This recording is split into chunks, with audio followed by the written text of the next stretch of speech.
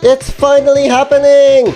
My first ever official modded survival Minecraft series! Okay, now you probably want to watch the episode already and not this very long intro. Well, don't worry, I'll just put the other half of this intro in the outro. Enjoy the video. Day 1. First off, I chose my race and become an Endarian. Why I chose Endarian? Simple. I love teleporting. Spawned in the bonus chest, a map, and a magical wand on my hand. With this magical add-on, there's I think like 8 types of magic, and right from the start, I could get one of those types for free, but in random. What I wanted is wind magic. Thankfully, the RNG gods have spared me and given me the magic that I wanted. I was very happy. I draw in the map, grabbed my bonus chest loot, the torches, and then started searching for a village that I could live in, manage it, and protect it while I chop some trees on the way. Saw a strange but majestic creature. I forgot what it's called, but I do remember that it'll attack any player that chops trees. It's a good thing it didn't see me earlier. I then saw a villager camp, armed with weaponry. They probably won't mind if I took some of their loot, and when I meant some, I meant all. My original plan was to find a village, but then I thought to myself, in this modded world, there are new threats, more dangerous than any ordinary vanilla mobs. And I don't think I remember any spawners being in villages that spawns guards for protection. So I decided to live alongside this village camp, and eventually turned this camp into a village. I started clearing some trees for space, except for lucky trees. Lucky trees as in the trees with more logs or branches in them.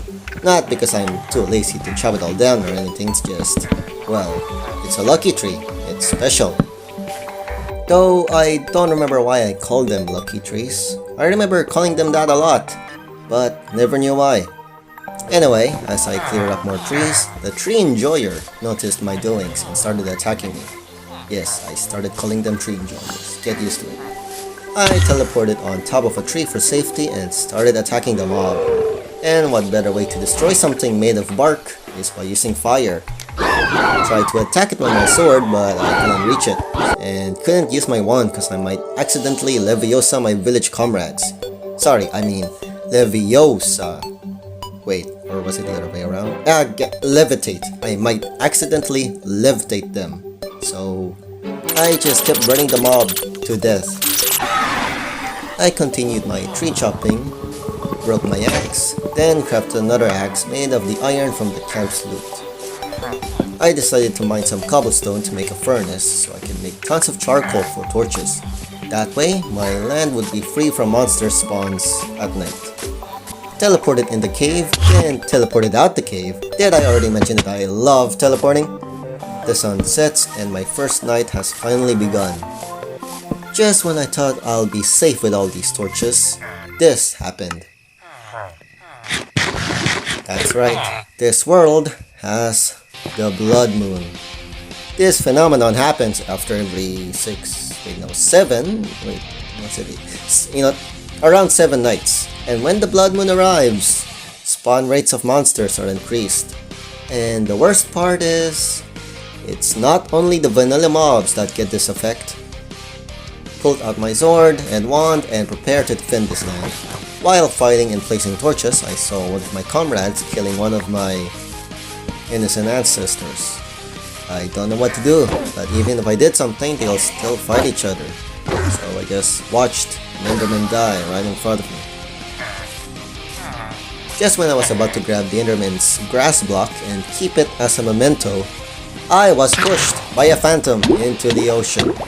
And as a part Enderman, water is a huge no-no. The area was too dangerous, so I decided to dig down, hide, and let all the village guards handle the chaos. After a few minutes, I went back up just to see if the mob numbers are decreasing. Saw an elf shooting at something. I'm worried that the elf will shoot too many arrows and cause the world to lag. So I just told the elf to go back to their elf village. I mean, this is the humans' fight after all and not theirs, right? Anyway, I saved the guard from an illager, put a few torches here and there, attacked some creepers and phantoms, but accidentally hit an archer in the process. Now the archer is angry and has a thirst for revenge. While I was running away from the archer, I witnessed my ancestors being attacked again. Then I got killed by a phantom. Luckily, the camp was near the spawn area, so I didn't lose any stuff. Collected all my stuff while not looking at the Enderman dying. I just can't look at it suffering. Anyway, we're now at day 2. Woohoo! Grabbed the Enderman's Ender Pearl and kept it as a memento. Again. Saw one of those tree enjoyers. Again. But since I'm planning in clearing up more trees, I have to kill it. I chopped down a tree, noticed my inventory's full, finally made a chest for storage and store everything I don't currently need. While I continued chopping more trees, I saw a tree enjoyer attacking a villager guard. But for some reason, the guard does not care and only hunts for another Enderman. Come on, the Enderman did nothing wrong. They're always passive, unless you disrespected them by staring at them. Can't humanity and Enderkind live together in harmony? Anyway, annoying segment happened. Feels like a dog, cat, and mouse chase. Me chasing after a tree enjoyer that's chasing a guard who's chasing an Enderman. This was very annoying. I explored this land a little more and noticed a spruce forest is nearby. I explored the spruce forest, searching and hoping that I could find one of my favorite foods, and lo and behold, I have found them. Berries. I have a great Minecraft history about these berries, like that one time that I decided to live in a snow taiga, since us Enderians can be harmed by the rain unless if they are snow. And being in a snow biome, it can be really tough finding animals for food. But berries are very common in taiga forests, so berries have helped me survive. Anyway, back to my journey, found a wandering trader, trades are still useless. Found a wolf, decided to tame it, and it only took 2 bones. I can already tell that we're going to be best buds. My number 1 priority for now is to keep my friends safe. And I guess I have a new villager roommate. I didn't know that the Addon allows wolves to chew on bones. I mean, look at him! He's cute! Look at him! I decided to start a farm. Plant some carrots at the beach, grabbed some sugar canes and planted them closer to the other crops. Did a bit of terraforming so I could access the farm a little more easier. And finally, planted the berries near the beach. Now you're probably wondering, why didn't I include the beetroots from the bonus chest into the farm? It's quite simple really. Beetroots are a piece of Found a cute wild wolf sleeping. Oh, look at him. I should probably not disturb it. I realized that I made a big mistake. I was planning to make shears from the iron I took from the camp, so I could make a bed if I finally decided to look for sheep. But I remembered that I used it for the axe.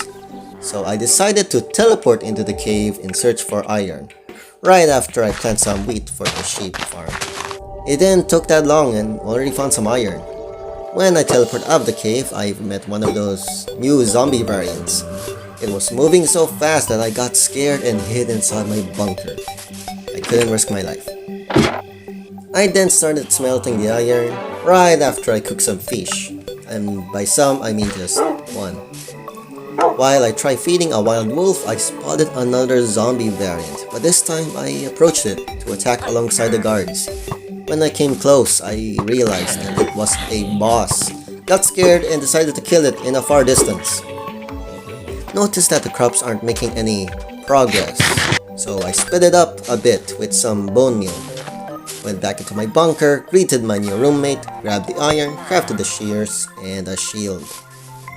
As I exit my bunker, I noticed that some of my comrades are in trouble, so I decided that it's hero time. Saw one of those tree enjoyers again.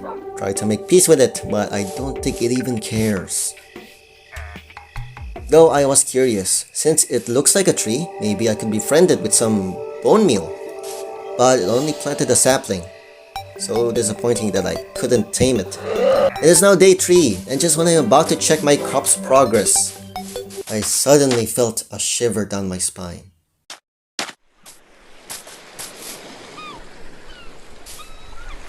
I have encountered one of these absolute monstrosities in my test worlds, checking out at least half of these creatures in these add-ons, and this pirate zombie is bad news. I'm not worried about the fight. I'm worried about after the fight. I just left it alone and hope that it'll despawn. But in the meantime, it's about time to look for some sheep, so I could finally make a bed and skip nights including the Bloodmoons. Or I at least think that I could skip Bloodmoons, or I hope so.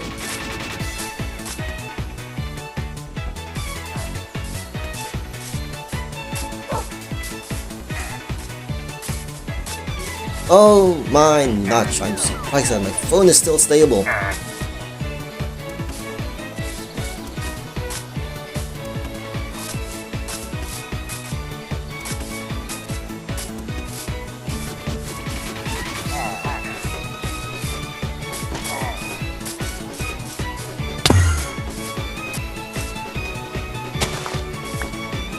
Unfortunately, I couldn't find any sheep. No sheep, no wool. No wool, no bed. No bed. I'm doomed with these night cycles. But then, I thought of a big brain idea. If I can't find sheep, then I'll find spiders. I could use their string to make wool for bed. Went back to the camp and harvested my berries. Got tired of getting poked by the thorns from the bushes. So I finally did something about that. And then, this happened.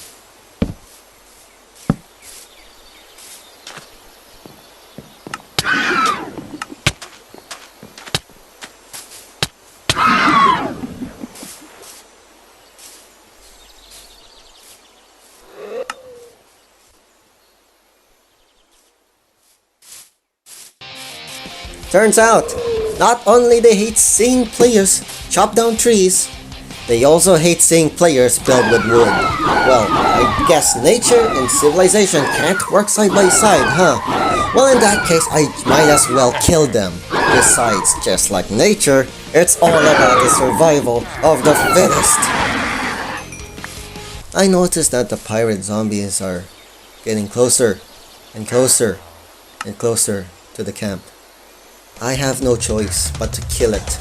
So I use my wand and Leviosa it.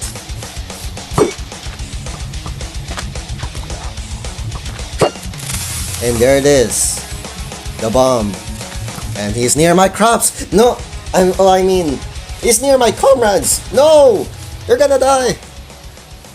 Luckily, thanks to Minecraft physics, the water stopped the explosion from causing damage to the land and my villagers. Notice that my shears are in the ocean, so I basically risked my life just for these shears. Yes, I risked my life for these shears. Killed a few more tree enjoyers, harvested my first wheat finally, and end this episode here, cause it's time to take a break. Yes, I am a gamer who uses timers to take breaks. Get used to it. You know, I've been wanting to do this series for a very long time, but my laziness just gets the best of me. Especially that I have to do even more editing with this kind of content. And plus, my live reaction sounds so boring and dead. No offense past me. But now that will all change. You've already noticed that I've been doing narrations, making scripts, and not live reactions. I should have done that from the very beginning cause it's just so much easier. I want to thank Forge Labs, Luke the Notable, and other content creators who has done a 100 days Minecraft video cause it was a great idea, like who thought of this? And for dealing with my laziness, all I just needed is a bit of motivation. And what better way to get motivated is by you subscribing this channel. From each new subscriber I get, starting from 100 subscribers, which I'm currently on, I get more motivated, I become more determined, I'll make more of these episodes. I'll even drink coffee to make these long edits and scripts. Though it's been a while since I drank coffee. Can't be that bad.